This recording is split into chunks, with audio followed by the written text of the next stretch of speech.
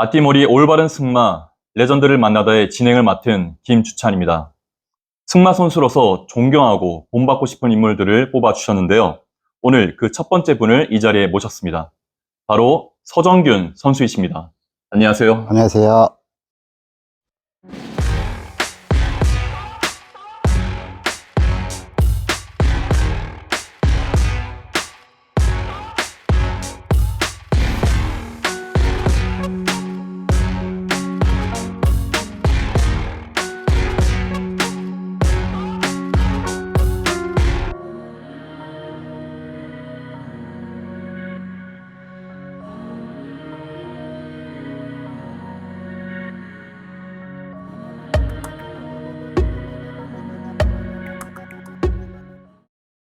인터뷰에 응해주셔서 대단히 감사합니다. 네. 먼저 인사 한 말씀 부탁드리겠습니다. 제가 오늘 와서 이런 얘기를 들으니까 너무 감회도 새롭고 너무 후배들한테 감사한 마음이 큽니다. 선배 입장에서 항상 후배들을 다독거리고 잘해준다고 생각을 하지만 실질적으로 받는 사람들 입장에서는 그러기가 쉽지 않거든요. 그럼에도 불구하고 저를 이렇게 추천을 많이 해준 거에 대해서 후배들한테 정말 감사합니다. 예, 감사합니다. 예, 저희가 설문을 진행하면서 좀 인상적인 이야기를 들을 수 있었는데, 네. 한 선수께서 말씀하시길 서정균 선수를 빼고는 한국 승마를 논할 수 없다라고 말씀해 주셨습니다. 저희가 이 말이 너무 인상적이어서 선수님의 경기 실적 증명서를 한번 정리해 보았습니다. 이거를 저희가 좀 간추려서 정리해 보았는데도 불구하고 너무나 길고 방대하기 때문에 한번 읽어드리도록 하겠습니다. 정말 대표적인 것만 간추려 보자면 86 서울 아시안게임 마당마술 단체전 개인전 금메달 이관왕, 88 서울 올림픽 마당마술 개인전 10위. 이게 현재까지도 대한민국의 최고 기록으로 남아있습니다. 이어서 89 아헨 그랑프리 6위, 89 드레사지 월드컵 고품버브 파이널 12위. 이게 또한 대한민국 최초의 월드컵 진출 기록으로 남아있습니다. 94 히로시마 아시안게임 단체전 은메달, 98 방콕 아시안게임 마당마술 단체전 개인전 금메달 이관왕, 2002 부산 아시안게임 마당마술 단체전 금메달 개인전 은메달, 그리고 2006 부하 아시안게임 마당마술 단체전 금메달. 예, 지금 대한민국 승마 역사상 올림픽 최고 기록과 그리고 아시안게임 금메달을 무려 6개를 가지고 계십니다. 이 아시안게임 금메달 6개가 현재 승마 부분뿐 아니라 아시안게임 종목 전체에서 최다 금메달 보유자로 남아 계십니다. 네, 이 부분을 읽어보니까 저희가 얼마나 대단한 분을 모셨는지 잘 알 수 있는 부분인 것 같습니다. 저희가 듣기로는 대부분의 메달을 이렇게 기증하셨다고 들었는데 그래도 가지고 계신 메달이 하나 있다고 들어서 혹시 한번 괜찮으시면 보여줄 수 있으실까요? 예, 그거는 지금 이제 유일하게 제가 가지고 있는 메달은 부산 아시안 게임 때 받은 금메달입니다. 저도 이제 학교도 있고 여러 군데 이제 이렇게 관련이 있다 보니까 그 학교에서 기증을 요청해 오는 경우가 많았었어요. 그래서 이제 뭐 대학교, 고등학교 여기저기 다 기증을 하다 보니까 실질적으로는 요거 하나가 남았습니다. 요게 제일 못생겼습니다, 사실. 예, 다른 그 서울 아시안 게임이나 뭐 다른 데 것들은 메달이 좀 크고 예쁜데 요게 제일 조그맣고 못생겨서 요거는 제가 간직하고 있습니다. 예. 아시안게임 금메달을 실제로 보는 거는 처음인 것 같습니다. 감사합니다. 예. 이어서 또 계속 말씀을 드리자면 또 15번의 전국체전 입상을 하셨고 또 1985년도와 2004년에는 마장마술과 장애물 양쪽에서 동시에 메달을 획득하셨습니다. 참 이것이 아무 선수들이나 가질 수 없는 진기록인데요. 왜 후배분들이 서정균 선수님을 빼고는 한국 승마를 논할 수 없다고 했는지 잘 알 수 있는 부분인 것 같습니다. 저희가 경기 실적을 한번 보니까 2019년 이후에는 이제 시합에는 참여하지 않고 계시는데 네. 그 이후에는 지도자 생활에 전념하고 계신가요?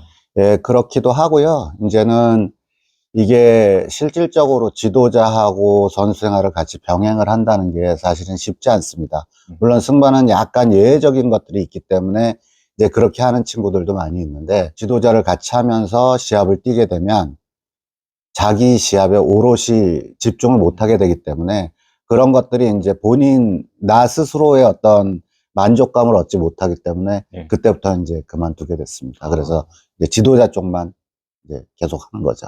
사실 어떻게 보면 설문에 참여하신 20대 선수분들은 몇 년 전만 해도 고등학생 정도의 나이였을 만큼 어리신 분들인데 서정균 선수님께서 시합을 직접 뛰시거나 우승하는 장면을 실제로 보지 못한 학생들도 많았을 텐데도 불구하고 이렇게 선수님을 뽑아주신 걸 보면 필드에서 계속 활동하시면서 선수분들에게 나아갈 방향을 보여주고 미래를 제시해주고 계신 것이 아닌가 하는 생각이 듭니다. 자, 그럼 이제 서정균 선수로부터 듣는 올바른 승마 시작하겠습니다.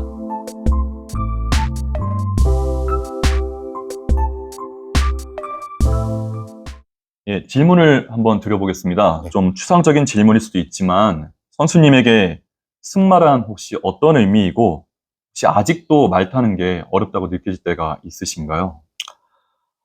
일단 기본적으로 승마라 하면 지금 저한테 있어서 뿐만이 아니라 우리 지금 말을 타고 있는 모든 후배들한테도 거의 저는 마찬가지일 거라고 생각을 하고 그런 마음가짐을 가져야 된다고 저는 생각을 해요. 그래서 이 승마라는 거는 지금 여태까지 제 인생에서도 그래왔듯이 그냥 제 인생 자체입니다. 그거는 뭐 변할 수도 없는 것이고 그냥 인생이죠. 네.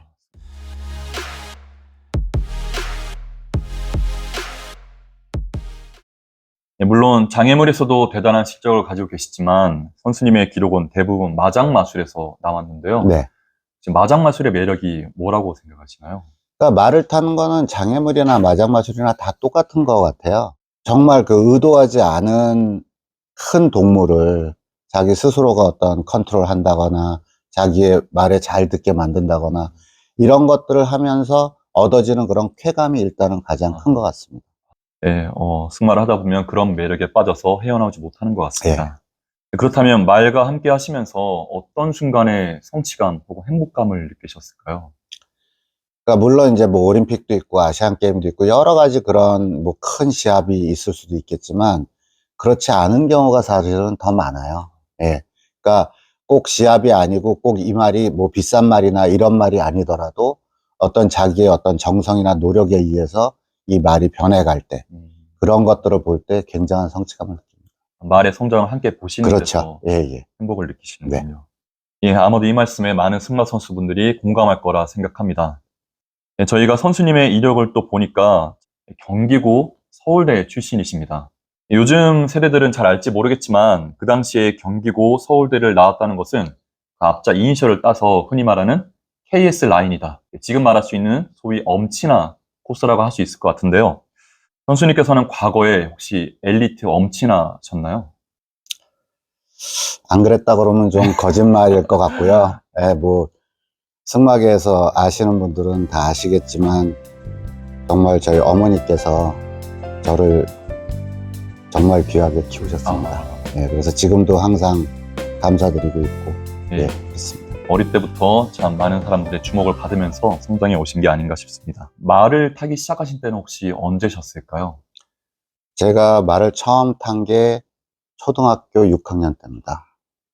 그러니까 아마 75년?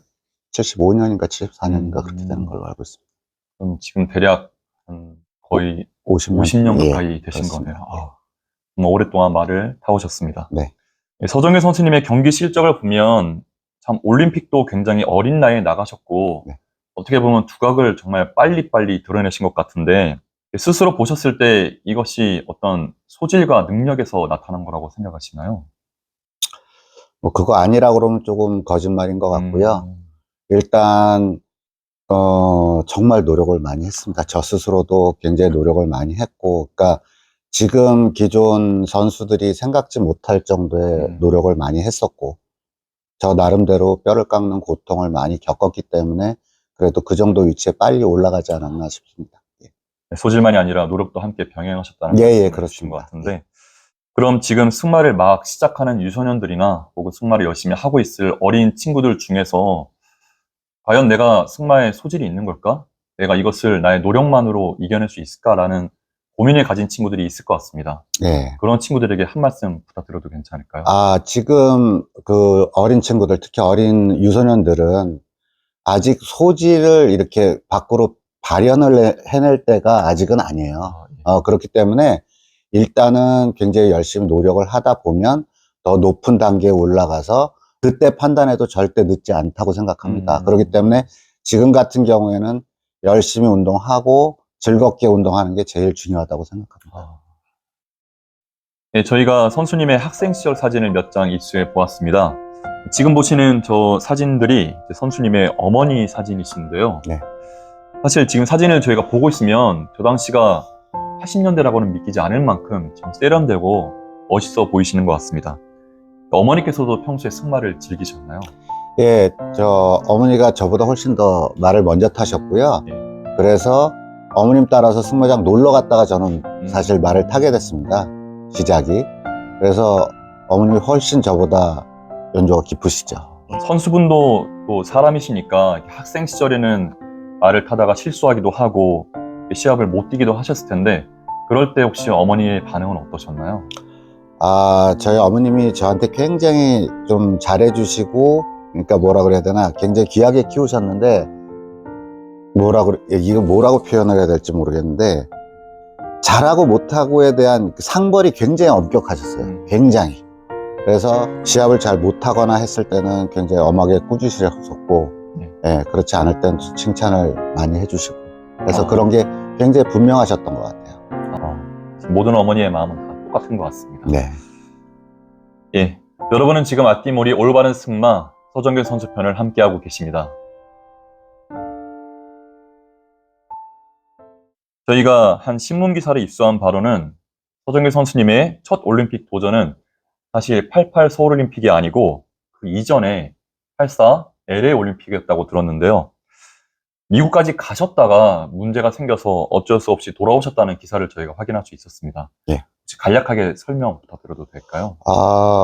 그 84년도 얘기는 정말 좀 굉장히 슬픈 얘기입니다. 저한테도 슬픈 얘기고, 한국 승마계에서도 굉장히 슬픈 얘기인데, 실질적으로 이 내용을 아는 사람은 거의 없습니다. 우리 승마계. 저도 그런 얘기를 해본 적이 없고.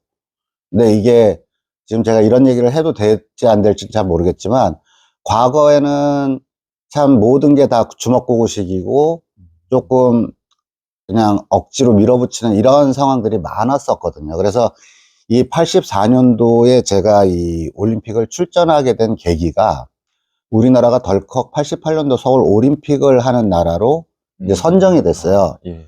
그럼 이제 승마도 88년도에 우리나라에서 이게 올림픽을 할 건데 84년도에 한 명도 안 나가면 이게 좀 우습지 않냐. 그래서 이제 그때부터 굉장히 밀어붙이기 시작을 했어요. 그때 당시에도 올림픽을 나가려면 어느 정도 이제 기준을 통과해야 하는 그런 것들이 있었는데, 그거를 한국에서 했어요. 그것도 이제 좀 굉장히 특이한 케이스고.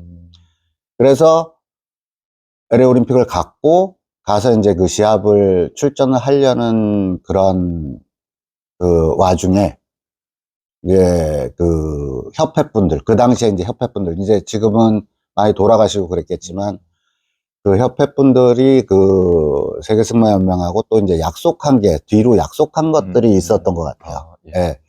그 얘기를 전달을 받았을 때 너무 이제 좌절을 한 거죠. 거기서. 그래서 결국은 뭐 여러 가지 명분으로 출전을 못하게 됐다라고 이제 매스컴이나 이런 데서는 다 나왔지만 실질적으로는 그 뒤에 좀 더 안 좋은 내막적인 것들이 좀 있습니다. 예. 제가 이 말 타는 거를 그만두려고도 생각을 했었어요. 예. 예, 방금 말씀하신 것처럼 참 말을 그만 타야 되나 싶은 만큼 큰 좌절을 겪으셨을 텐데 참 놀랍게도 이어지는 86 아시안게임에서 또 바로 금메달을 싹쓸이 하셨습니다. 네. 어떻게 보면 이때가 처음으로 메가스포츠에서 값진 메달을 따실 때였을 텐데 이때 당시에 선수님의 나이가 24살이었습니다. 네. 혹시 이때의 기분은 어떠셨나요? 물론 기분은 이제 굉장히 좋고 뭐 날아갈 듯 했겠죠. 근데 또 한편으로는 굉장히 좀 쓸쓸했어요, 마음이. 시합 끝나고 왜냐하면 그동안은 굉장히 그거 하나를 목표로 굉장히 뛰어왔었는데 그 목표가 딱 이루어지고 나니까 너무 이제 허전한 거예요, 모든 것들이.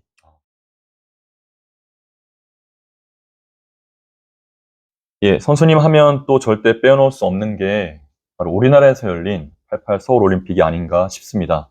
그 당시의 마장마술 말들과 지금의 말들이 어떻게 다른지 한번 설명 부탁드릴 수 있을까요? 예. 최근에 이제 이게 88 올림픽 이후에 계속해서 이 승마 스포츠는 굉장히 전 세계적으로 굉장히 이게 크게 확산이 되고 있어요. 지금 현재까지도. 이게 한국만 지금 조금 더 뒤쳐져서 가고 있는데 이게 확산이 되다 보니까는 이제 더 좋은 말들을 만들기 위해서 유럽 쪽에서는 굉장히 노력들을 많이 해서 지금 88년도에 제가 탔던 말보다는 훨씬 좋은 품질의 말들이 생산이 되고 있고, 그리고 트레이닝하는 기술들도 훨씬 더 늘어났고, 예. 그래서 지금 그때와 지금을 따져봤을 때는 지금 말들이 훨씬 더 퀄리티가 좋다라고 저는 생각을 합니다.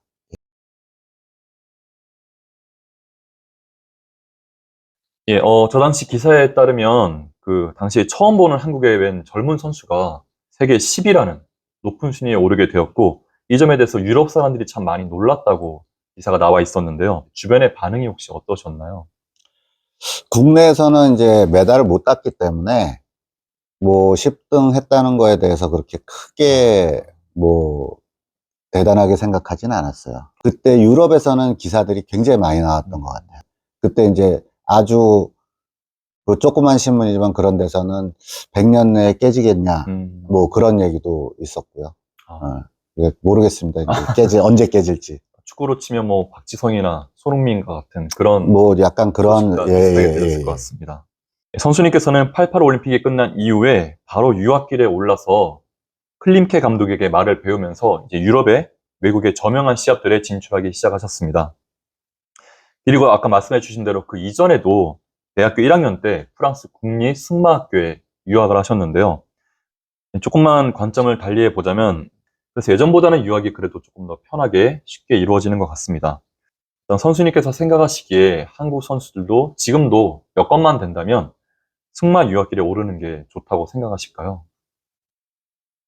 그거는 지금 저는 반반입니다. 왜 그러냐면 지금은 그때랑은 상황이 너무 많이 틀려져 있어요, 한국은. 예. 왜냐하면 이미 올림픽을 다 경험했던 선수들이나 이런 선수들이 외국에서 오랫동안 배우고 들어와서 지금 코치 생활을 하고 있는 친구들이 많습니다. 그렇기 때문에 너무 어려서부터 막 유학을 가서 거기서 뭔가를 해야 되겠다라는 생각보다는 지금 기존에 좋은 코치들이 한국에 많이 있기 때문에 그런 친구들한테 잘 배워서 정말 거기서 자기가 더 뭔가를 이루고 싶을 때, 예. 그때는 정말 독한 마음 먹고 외국 유학길에 오르는 게 더 정상이라고 생각합니다. 무작정 유학만 고집하기보다는 좀 더 지혜롭게 네, 해결해야 될 것 같습니다. 예. 이렇게 탄탄대로를 걸으면서 승마 신동, 승마 엘리트로 이름을 날리던 서정배 선수님은 당시 IMF 시기에 집안 사업이 어려워지면서 승마 선수의 꿈을 접어야 할 기로에 놓이게 됩니다. 저희가 신문 기사를 찾아보았는데 그 당시에 어머니께서는 속세와 단절하시고 절에 들어가셨다는 글도 볼 수 있었습니다. 이것만 봐도 당시 선수분께서 정말 얼마나 어려운 상황에 직면했는지 알 수 있었는데요. 이렇게 승마를 접어야 하나 고민이 되는 상황에서도 계속 승마를 하셨던 당시의 상황과 심정에 대해서 한번 말씀해 줄 수 있으실까요? 그러니까 이게 제일 처음에도 제가 이제 말씀을 드렸지만 승마가 거의 이제 제 인생이라고 이제 말씀을 드렸는데 예. 이게 그때 당시에 주변에서 도와주시는 분들이 굉장히 많았어요.